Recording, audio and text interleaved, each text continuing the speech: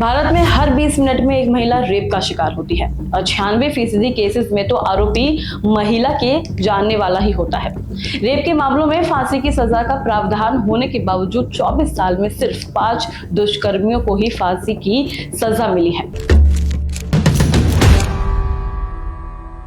2012 में Nirbhaya rape case के बाद रेप के कानून को और सख्त बनाया।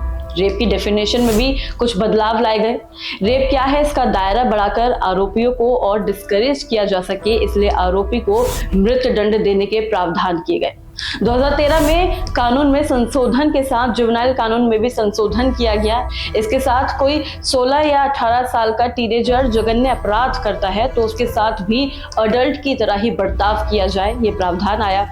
और ये संशोधन इसलिए हुआ था क्योंकि निर्भया रेप केस का एक आरोपी नाबालिग था और मात्र 3 साल में रिहा हो गया था। लेकिन कानून को और सख्त बनाने के बावजूद रेप के आंकड़े झंझोड़ देने वाले हैं। 2012 में निर्भया गैंग के नाम से जाने जाने वाला दिल्ली के बलात्कार और हत्या के मामले में केंद्र सरकार का कानूनी प्रक्रिया में बड़े बदलाव किए गए, लेकिन कई लोगों का ऐसा मानना है कि इन बदलावों के बावजूद जमीन पर स्थिति बहुत कम बदली है।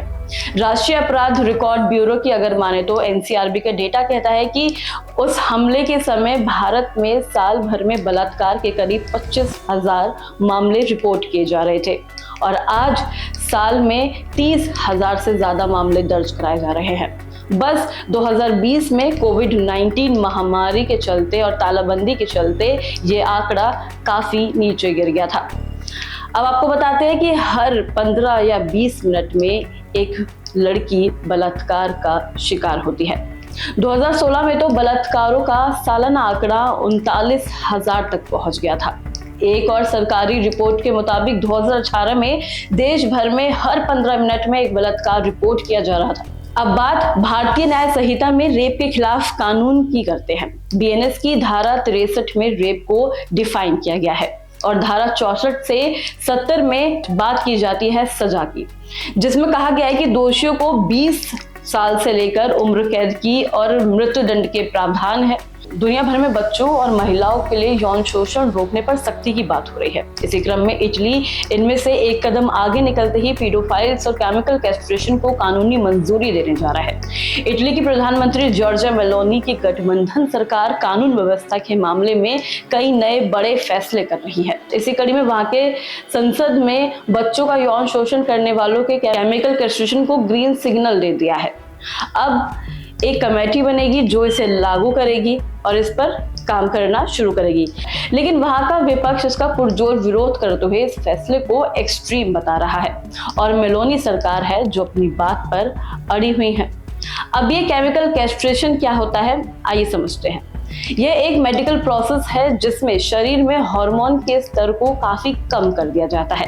यौन अपराधियों की बात करें तो इसमें मेल हार्मोन जैसे टेस्टोस्टेरोन का लेवल इतना घटा दिया जाता है, इतना कम कर दिया जाता है कि आरोपी के भीतर ऐसी इच्छा ना आए या फिर बेहद कम हो जाए। लेकिन केमिकल कैस्ट्रेशन का असर एक तय समय के साथ खत्म भी हो सकता है, तो हार्मोन दोबारा सामान्य हो जाते हैं। यौन अपराधी फिर क्राइम भी कर सकता है, इसलिए इसी सजा पर अपराधियों को निश्चित वक्त के बाद दोबारा ड्रग्स दी जाती है। ये प्रोसेस दवाओं और इंजेक्शन देकर किया जा सकता है।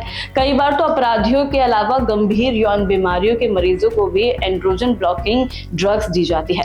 बताते चले कि Britain, Germany, south Korea, Poland, Indonesia जैसे देशों और अमेरिका के कुछ राज्यों में यौन अपराधियों के लिए केमिकल कैस्ट्रेशन का कानून पहले से ही है। अमेरिका में सबसे पहले या फिर पहली बार केमिकल और फिजिकल कैस्ट्रेशन का इस्तेमाल 18 सितंबर 1996 को कैलिफोर्निया में किया गया था। भारत में भी इसको लेकर काफी बहस छिड़ी थी। भारत में यौन अपराधों की सजा के तौर पर कैस्ट्रेशन के इस रूप को शुरू करने पर 2012 के दिल्ली गैंग रेप और हत्या मामले के बाद बहस छिड़ी थी, जिसमें एक 23 वर्षीय फिजियोथेरेपी छात्रा 6 लोगों के हाथ बर्बर रेप और हिंसा का शिकार हुई थी। हालांकि उस समय की छिड़ी बहस में बलात्कारी और नपुंसक बनाने के प्रावधान का कट्टर इस्लामी गुट ने विरोध किया था। जमात इस्लामी पार्टी ने इस प्रोसेस को इस्लाम विरोधी और शरिया के खिलाफ बताया था। उन्होंने कहा था कि एक बलात्कारी को सरेआम फांसी पर लटका देना चाहिए, लेकिन शरिया में नपुंसक बनाने को लेकर कोई जिक्र नहीं है। आपको क्या लगता है केमिकल कैस्ट्रेशन जो प्रोसेस है जो भारत देश में भी लागू है, क्या भारत में भी ऐसा कोई प्रावधान होना चाहिए? क्या भारत में भी ऐसा कोई कानून आना चाहिए जिससे जो बढ़ते रेप केसेस हैं, जो बढ़ते यौन मामले हैं, यौन शोषण के जो मामले हैं वो कम किए जा सके? आपको क्या लगता है जरूर कमेंट्स में बताएं। ऐसे ही तमाम अपडेट्स के लिए देखते रहे चौपाल खबर। धन्यवाद।